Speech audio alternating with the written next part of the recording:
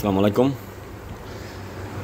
অনেকেই একটা প্রবলেমে পড়েন যে আসলে বিভিন্ন স্টেপার ড্রাইভ থাকে এরকম। তো ড্রাইভগুলো এই স্টিকারটা বেশিরভাগ সময়ই থাকে না, কারণ স্টিকারটা উঠে যায় মেশিনে চলতে চলতে, অনেক কারণেই হতে পারে। সো স্টেপারের আমরা জানি এমন 4 তার থাকে, 6 তার থাকে, 8 তার থাকে, মিনিমাম 4 তার থাকে যেহেতু নর্থ নিয়ে কাজ করে, এবং 16 তারও থাকতে পারে। হ্যাঁ, সো বিভিন্ন সময় এই মোটরটা দেখে আমরা বুঝতে পারি না যে এটার সাথে কোন ড্রাইভারটা যাবে, তাই না? এটা কিন্তু আমাদের একটা প্রবলেম।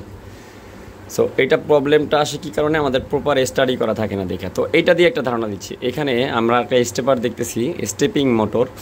তার মানে এটা একটা স্টেপ নিয়ে কাজ করে। এটা টাইপ দেওয়া আছে 86B8876 এবং 400B এবং 32W। এর মানে এখানে বোঝাচ্ছে যে টাইপ হলো এইটা, আগে যেটা লেখা আছে, এবং 400B এইটার একটা ডাটা আছে, স্টেপিং ডাটা, এবং এখানে লাস্টে লেখা আছে 32W। তার মানে আমরা ইলেকট্রিক্যালে যারা কাজ করি তারা জানি যে এইখানে আমাদের এইটার ওয়াট বোঝানো হয়েছে, এটা 32 ওয়াটের একটা মোটর। ক্লিয়ার? তাইলে আমাদের বোল্ট লেখা কোথায় এবং একটা স্টেপারের কী ডাটা প্রয়োজন জানা। হ্যাঁ, আচ্ছা আমি বলতেছি একটা স্টেপারের কত বা কী জানা লাগবে।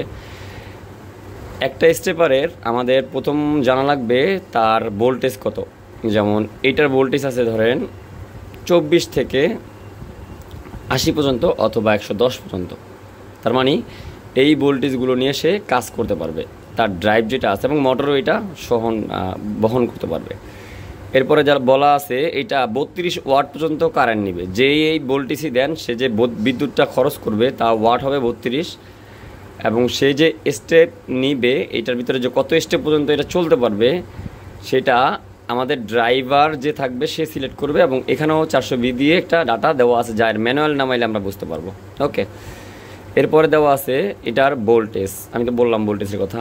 এরপরে যা প্রয়োজন তা হলো এর NM বা এর যে টর্ক, এই বিষয়গুলো প্রয়োজন, এবং এর ফ্লান্সের মাপও আমাদের প্রয়োজন, এবং এ কোন টাইপের একটা স্টেপার মোটর, এর কোনো ইনকোটার ফিডব্যাক আছে কিনা, এই বিষয়গুলোই আমাদের মূলত কি হয় আমাদের জানা লাগবে।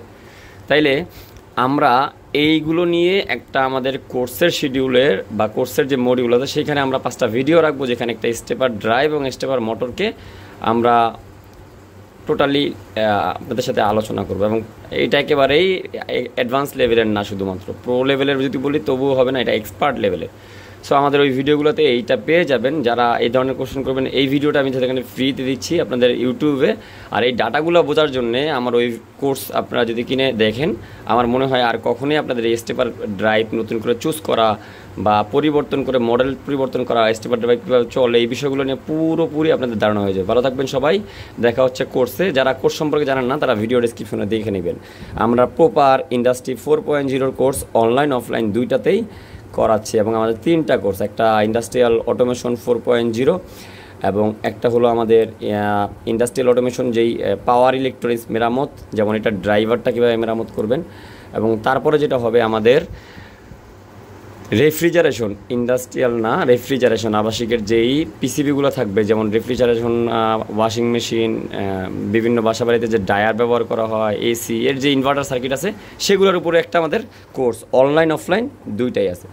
দেখা হচ্ছে নেক্সট কোর্সে। এবং ইউটিউবে যারা আমাকে ফলো করেন, আমাদের যেই কোর্স বা আমাদের যে অফিসিয়াল একাডেমিক চ্যানেল আছে সেটা চাইলে সাবস্ক্রাইব করতে পারেন। ভালো থাকবেন সবাই, আসসালামু আলাইকুম। এই বিষয়টা আমি আপনাদেরকে শেয়ার করলাম এই জন্যে, এই কোশ্চেনটা আপনাদের অনেকেরই থাকে, আর অনেকে আমাদের লোকেশন খুঁজেন, লোকেশন ডাটা ইনফরমেশন আমাদের সাথে কানেক্ট হওয়ার জন্য সব কিছুই আমরা ফার্স্ট কমেন্টে অথবা আমাদের চ্যানেল অ্যাবাউটে অথবা আপনি কোথায় গিয়ে পেয়ে যাবেন আমাদের মতামত জানতে, আমাদের যেই কমেন্ট বক্স সেখানে কমেন্ট করলে আপনাকে দিয়ে দেওয়া হবে। ভালো থাকবেন সবাই, আল্লাহ হাফেজ।